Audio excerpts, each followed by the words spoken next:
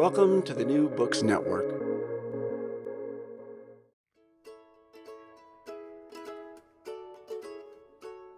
Hello, welcome to What Just Happened, a special Recall This Book experiment. In this series of brief conversations released one after another on a daily basis this week, we go back to some of our favorite guests from years gone by, including one whose planned appearance was wiped out by the pandemic in 2020, to get their reactions to the 2024 election and their thoughts about the coming 4 years. We asked each guest to think about 6 questions, ranging from what just happened, of course, to what historical analogies strike you as helpful. The answers may not be delightful. It's not a very delightful moment, but they're definitely worth pondering.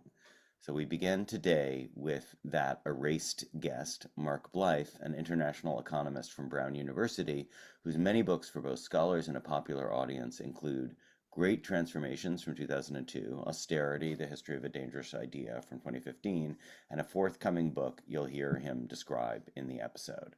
Welcome to RTB, Mark. But what just happened? So what just happened was not an election result. What just happened was the end of what I call a macroeconomic regime. Basically, 40 years of doing things a certain way have led to certain fragilities and frailties in the economy that have primarily landed on the bottom 60% of the income distribution. Meanwhile, the other 40% have made it like total bandits. And that has been weaponized by an entrepreneur named Trump. But this is a story that goes well beyond Trump. You can do the same story in Europe. You can do the same story in Latin America. We had a certain way of doing things called neoliberalism that had certain consequences. It had a heart attack and nearly died in 2008, but then we got the central banks to resuscitate it after the financial crisis. And it's been staggering along ever since. Trump's 16 and Brexit were the first sort of like real volleys of like, there's something going on here that's structural. But it had been 30 years in the making, and I'm more than happy to bore you to death with why that is. So you said it's a 60-40 split. Does that correspond to what people are talking about now with the diploma divide or something like that, where people would vote for the Democrats if they had a college degree and would vote for the Republicans if they didn't? Or so this comes from a paper by Thomas Piketty about 6 or 7 years ago. It was called Brahmins versus Merchants. And at the time I looked at it and I went, that can't be right. And I looked into the paper and I went through the stats and how it was put together. And I was like, I know that this is true in terms of the model, but there must be something wrong with the model. There was nothing wrong with the model. He was completely correct. What has happened is the Democrats have become, as Labour has become, there are no French socialist lefts, right? But, as left-wing parties have become, the parties of essentially the top 20% who went to college, who live in urban centres, who like basically diversity because that works in a sort of urban environment, who are quite okay with immigration because immigration doesn't really affect the housing markets or jobs that they're competing in, and basically have very different material and identity concerns from the majority of the population around them who don't live in these urban centres. Yeah. You said something interesting about immigration there. So you buy the argument that immigration actually is bad economically for certain sectors of society, as opposed to it being a kind of rising tide that ultimately floats all boats? Well, it's one of these, it's a bit like, the unemployment rate's 4%. And then you go, well, for whom? Yeah. Right. So when I meet an immigrant, I'm an immigrant, a huge fan of immigration. Don't get me wrong, right? When I'm an immigrant in my line of work in my class, I'm meeting somebody else with a PhD. Their kid's going to go to the same snotty private school that my kid goes to. And we both speak English, and, we're both global cosmopolitans of exactly the type that's hated by the sort of the elite haters of the moment. If you're in East Germany and in 2015, Merkel comes along and says, I want to hear the 1815 version. I know, at some point, definitely the though, 1830, even better, right? But, it's 2015, and Merkel says, Wir schaffen das. We can take 1 million people in. And you go, okay, that's great, but, where are you going to put them? Well, you're going to put them in the public housing or the hotels or whatever next to me. The hotel that was burned down in the UK during the riots, right? So let's think about this. This is one of the poorest places in the United Kingdom. They haven't seen real income growth in over 30 years. And as far as it's concerned, there's nothing for them. There's nothing. You get punished on welfare. You're thrown to the side. Nobody cares, etc. And then you would love one day to take your wife for a weekend at the Holiday Inn, but you can't because the entire thing's filled with asylum seekers. How do you think that plays? It doesn't matter whether in the aggregate it really benefits the economy or not. What you're doing is you're taking people who are displaced from their own lives and displacing the lives of others. How else is that going to work out? Nobody ever So builds asylum centers in zip codes populated by the top 10%. Never happens. So I think you've answered my second question, but I'm going to ask you it anyway, which is, were you surprised, and why or why not? So I actually was, because for once in my life, I listened to the media. And I Mm-hmm. bought the polls, and I never usually pay any attention to polls. And it was too close to call, and it's these states, and they're all very different from each other, and nobody knows Mm-hmm. anything. And I totally believed that. And I shouldn't have, because in 2016, I wrote a piece called Global Trumpism for Foreign Affairs that said that there's a 30 years in the making, and you ain't seen nothing yet. In Mm-hmm. 2020, I wrote a book called Angrynomics that basically goes through the economics of populism and why this is just going to continue. So Mm-hmm. I fooled myself. I drank the Kool-Aid. I bought the celebrity endorsements and all the rest of it, and thought, oh, it's too close to call. Maybe the Democrats are going to get it. I should have known much better from my own writings. So, and again, I think you've answered this, but I want to hear you dilate on it. So, I ask if this is a course correction, a predictable pendulum swing, basically like global anti-incumbency at this moment, or is it a new normal? It's a new normal. It's also anti-incumbency because if you do micro data, if you break out cities into city regions and sub-regions, you come up with these amazing statistics. Like, I believe it's somewhere in the region of 40% of micro regions in Europe have experienced zero or negative economic growth over the past 20 years. Mm-hmm. Right. So it really depends on where you live. You live in London, everything's great. You live outside of Bolton, it's not looking that good, right? And Mm-hmm. this is true for, the United States. Indiana, rural Indiana is way different from rural Rhode Island, for example, right? So you've got these spatial inequalities that have been building up for a while. And Mm-hmm. you've basically been running an economic model that essentially does the following. Pop quiz for you, right? What's the biggest employer in the United States? The government. No, Walmart. What's the second biggest and fastest growth by volume? I'll finish it. Amazon warehouses. So Uh-huh. what our economy does is basically buy stuff that's made elsewhere and warehouse stuff that's made elsewhere.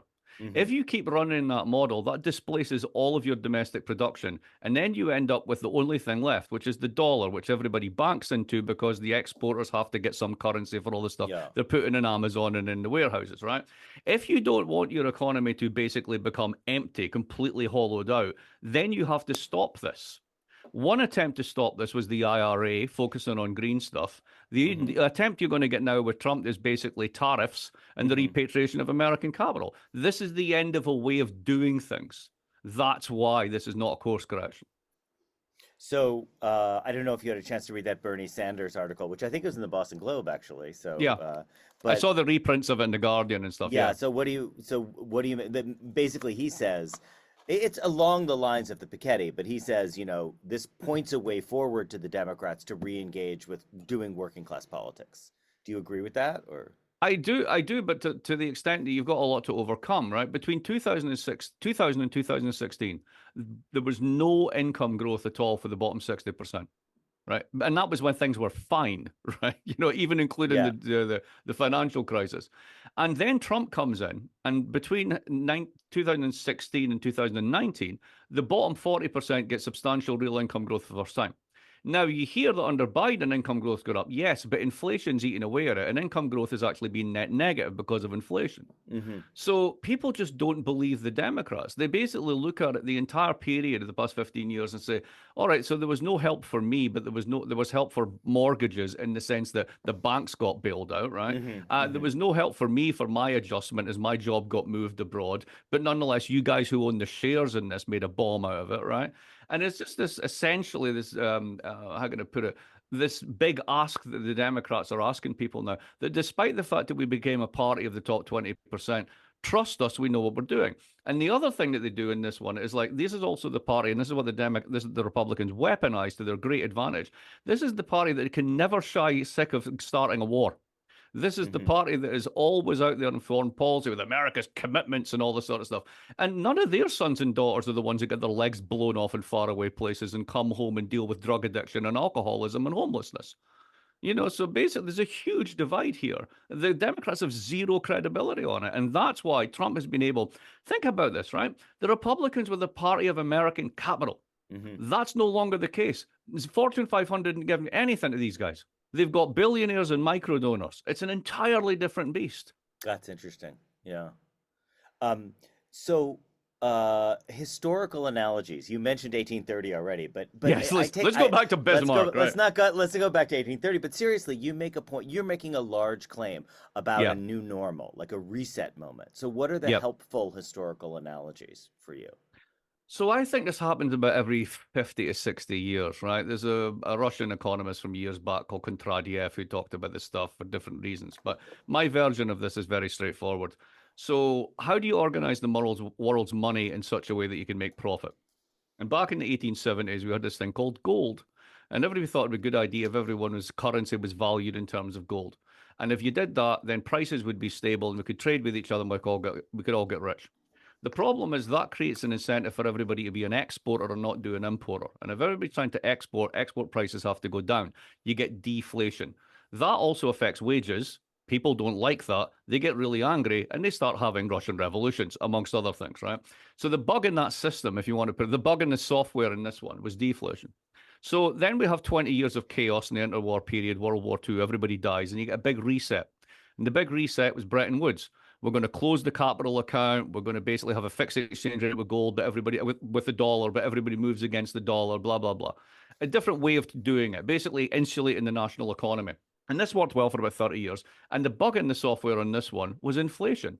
It turns out that if you basically run these national economies where everybody more or less makes the same stuff and occasionally swaps it with each other, if your target is full employment and you'll do anything to keep full employment, you're going to create excess wage pressures. You're going to get inflation, and that's the crisis of the 70s and 80s.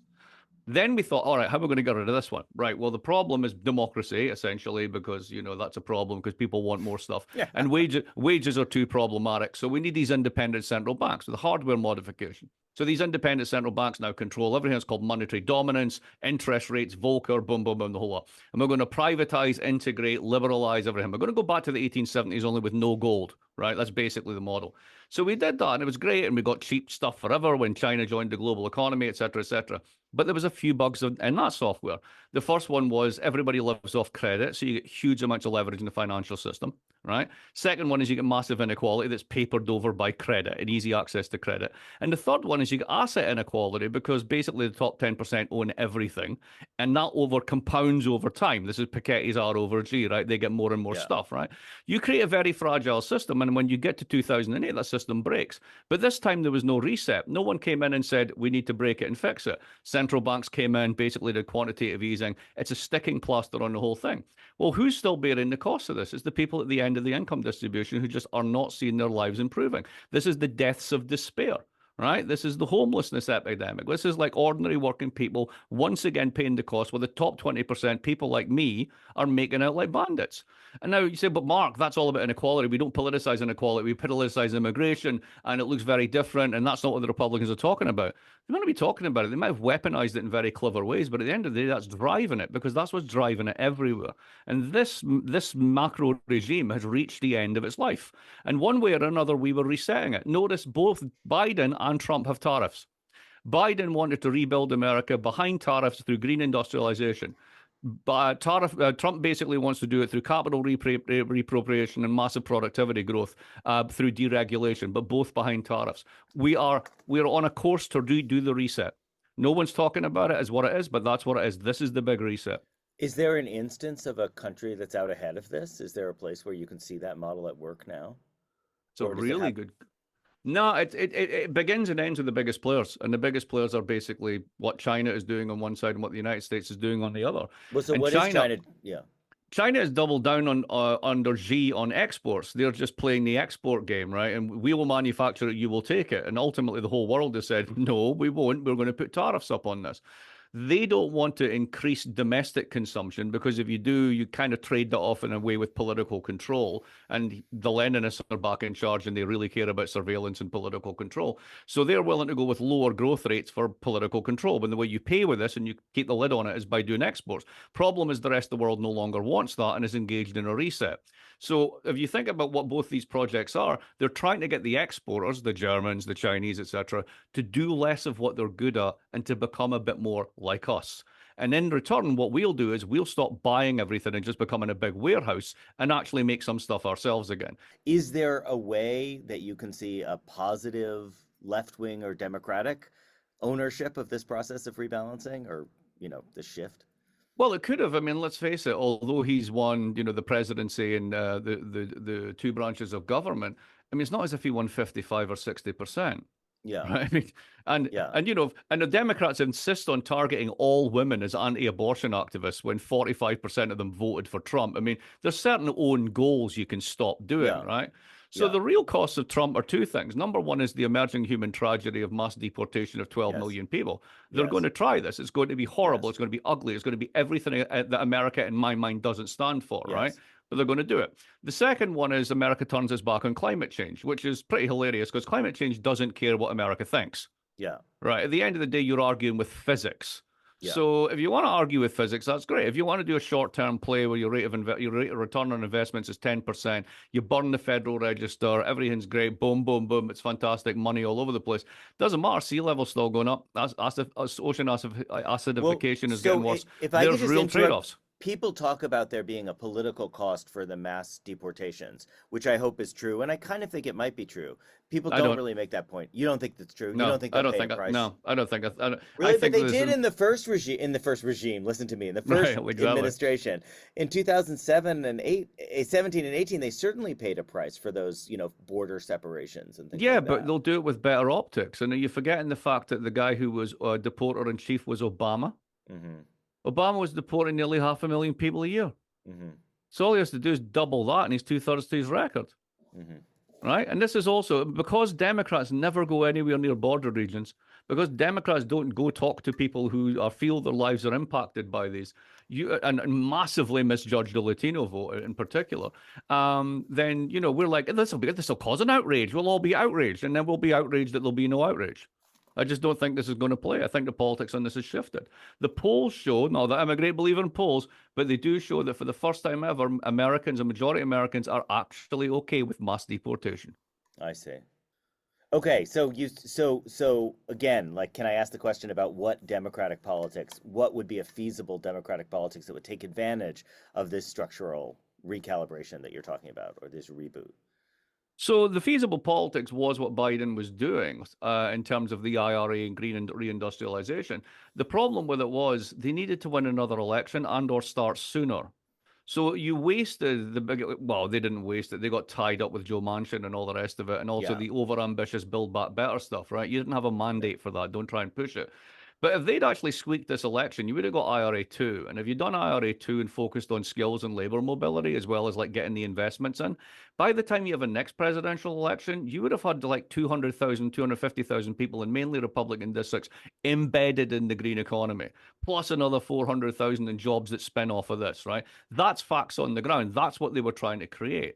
One way to think about what this election is basically a fight between people who hold carbon assets and people who could hold green assets. hmm, And and mm-hmm, and if basically if Biden had won, if the Democrats had continued, then you would have had green assets essentially becoming better to hold as investments mm-hmm, than carbon assets. mm-hmm, So why is it sort of drill baby drill? We don't need to drill. The world's already got too much oil, and the right, last thing we do is to need to right, build it. But right, basically, if you've got carbon assets, this is existential for you. If the Democrats right, had won, right, your carbon assets long term done, right? So what are the states that are carbon states? Just do it. Alaska, North mm-hmm, Dakota, South Dakota, Kansas, go down mm-hmm, to East Texas, run through yeah, East Texas, go to the Panhandle, come up to West Virginia. mm-hmm, It's the core of the Republican coalition. Funny how they're all mm-hmm, carbon states. mm-hmm. So, in the next 4 years, you don't see resistance to them. You think it's going to be shitty for the economy and shitty for migrants, and you don't see any political cost to be paid It's in going to be those. shitty for the green economy. It's going to be ridiculous for the Yeah. returns to people who have stocks and shares, Okay. right? It's going to be horrible if you work for the federal government. But when you burn the Federal Register, literally there's nothing left of it, and business can do whatever it wants. It's going to be a hiring spree like you'd never seen, and wages are going to rise. I see. Just as wages went up in Trump last time, and that's going to basically prove the fact that he's doing the right thing. Now, in the long term, if you try and like turn on your tap and it's on fire, you might want to think about the abolition of the EPA. But in the short term, we're not going to do that. We're going to run right down that road. And in the short term, there's going to be immense financial gains, mainly concentrated at the top, but a lot at the bottom as well. It's in the medium term and the longer term that you have to start worrying about if this works or not. So you see this as it's not just that it's a new normal economically and fiscally. You Mhm. actually see a political consolidation behind this. You think it'll work for the Republican Party as constituted. I think that they are in pole position to capitalize upon this. Now, here's what can do it in. Number one, it might turn out that the Democrats don't control the weather, Mm-hmm. and Florida will continue to get smashed, and Mm-hmm. people might begin to think about the fact they can't Mm-hmm. insure their houses anymore because of Mm-hmm. insurance costs, and the climate question comes back to haunt them. Second one is if you're predicating everything on pumping more oil and making things cheap, that's fine. But ultimately, at the end of the day, if you're facing an oil glut, the dollar denominates oil and other critical commodities. That can give you pressure in interesting ways on sort of the long-term role of the dollar. But in the short term, I mean, So you raised an existential question for both of us because we both make money by giving people college degrees, basically. right. So in the old days, like in the like looking back to that Cold War consensus, both the Democrats and the Republicans voted for big, fat increases in education budgets, especially in New England where you and I teach, but just Yep. generally, Yeah. colleges were safe. They were safe investment as how safe as houses because Democrats and Republicans both supported them. Do you think that's now changed and we should be worried about like the future of higher ed? Is that Oh, absolutely. If you just go on the website for Agenda 47, three of the articles are we're going to nationalize accreditation agencies. So basically, you don't get home court advantage in whether you're accredited or not. That is the problem of essentially saying that, like, we're going to get our people to say that Harvard degrees are worthless. That's yeah, not really going to work because when you go to Harvard, what you're buying is the network, yeah, not the degree. So yeah, people still, they're not going to care, right? yeah. So, but can you basically go further down the food chain by beating up the top Ivies? Can you tax their endowments? Can you do this sort of stuff? Oh, absolutely, we're in for this. And to a certain extent, it was exposed recently with the The, congressional hearings the on Elise higher ed, right? The Stefanik, Yeah, yeah. She was exactly. Right. auditioning, as it turned Yeah, out, for yeah. but if you take away the anti-Semitism stuff that was in there, what you're basically saying is, so how much does it cost to go to your school? 80 grand a year. Great. What's the median income? Yeah, Right. Okay. So how does yeah, anybody afford this? Oh, you do yeah, a lot of redistribution, do you? That's yeah, great. So where do you get the money from? From your yeah, donors. Okay, great. yeah. And then how do you run this? Okay, so essentially you're a hedge fund that runs a university for tax purposes that cares about diversity amongst the top 1%. That's it, right? That's how higher ed is seen and not without reason. In terms of the type of education that we need going forward, I mean, if you want to do something about climate change, I'm sorry, you don't actually need any more political scientists. You need HVAC guys, you need Sparkies, and you need plumbers. And we don't train that. We stopped training that 30 years ago. This is why when you and I try and get somebody to fix a plumbing problem in our house, it takes 3 weeks and it costs a bloody fortune. So, should there be a recalibration of this stuff? Well, it depends on what you think it's for. If you think it's a 1% finishing school, well, it'll survive. If you think it's for something else, it's definitely been recalibrated. So I want to dig in on one cultural political question because you've been talking about the failure of the Democrats, like having their head in the sand about how these cultural issues play. But the Republicans have been playing a lot of cultural. They've been playing a lot of Yeah. cultural Oof. politics. Like they have not been making economic That's all they arguments, as you do. No, said. that's all they Yeah. do. Absolutely. So do you think do you just read that all as basically it's all one category, it's persiflage, we don't need to worry about it, or are there specific things that are working for them? And, those are the ones we need to worry about. So the pivot happened by accident. If you go back to the 2015 Republican primaries, the front runner was Jeb. Jeb Jeb Bush. exclamation mark, right? I know. And Unbelievable. he had 100 million in his war Yeah. chest to win this thing. It was Yeah. his. It was just Yeah. everyone was going through emotions.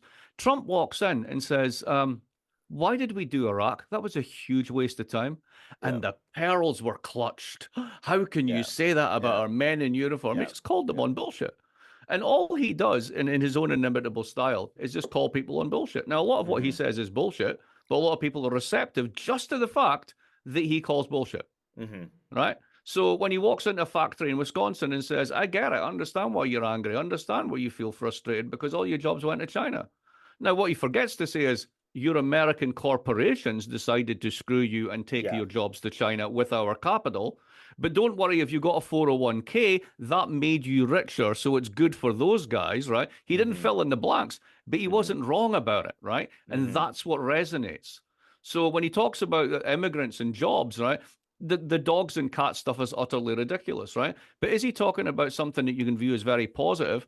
20 or 30% of small towns that were basically losing their population, didn't have young people, suddenly get new people in, they open restaurants, they open up businesses, they restart the community. Or basically they come in and they crowd out what's left of the old community and push them to the side and change the character of their neighborhood and their schools and everything else. You can play that either way. We've been hopeless at playing the positive case. Hopeless. Okay, I take that point. So that is a rhetorical, strategical point. Then I mean, Yeah, totally. They're brilliant that at opens, it. yeah. Our slavish devotion to facts has been our undoing. Not because facts aren't important, but because we have this naive sort of epistemological politics that all we need to do is show people the facts as we construct them with our fancy statistical models or whatever it is, and go, see, look, inflation, it's falling. And a normal person goes, steak used to cost 12. It now costs 20. Yeah. What are you talking about? No, really, the rate of change in prices means that it's not going up quite as fast. And they go, you're an arsehole and I hate you. Yeah. Okay, Mark, end us with, if you have it, one ray of hope or one projected form of optimism about the next 4 years, something that might happen, which would make things look better. Well, it's not just about the United States. You got to look globally, right?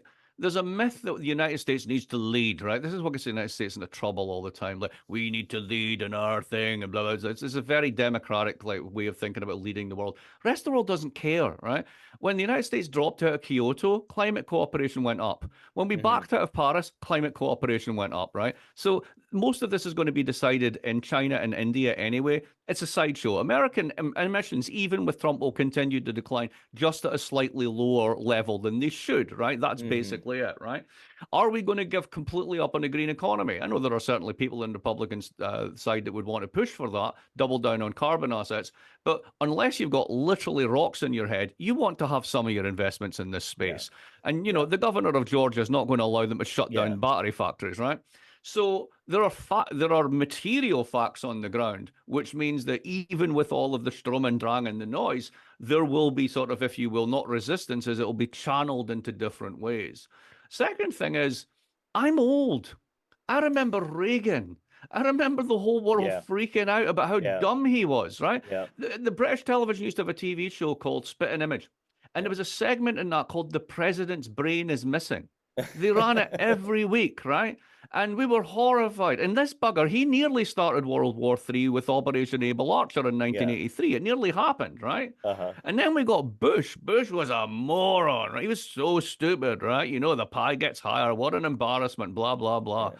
And then he starts Iraq. 4 trillion is spanked. Like, you know, hundreds of thousands of Americans are injured, right? Total waste of time over 20 years, right?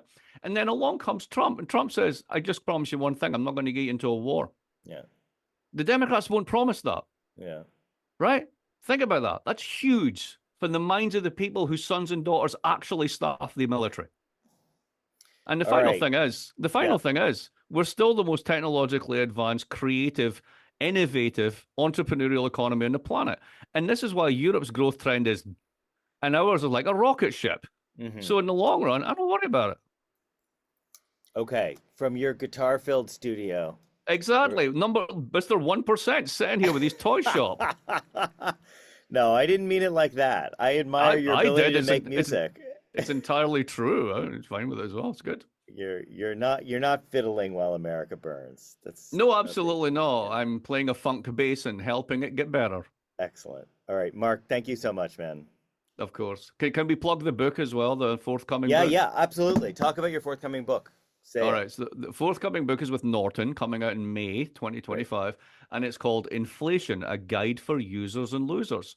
And it's basically about who wins, who gets screwed, who doesn't, why the notion that everybody suffers from inflation equally is rubbish, and why we don't really understand what it is and what the consequences of that are. It's written for everybody, not for academics. Get it and figure it out so you don't get shafted. All right. Thanks, Mark. I will get it.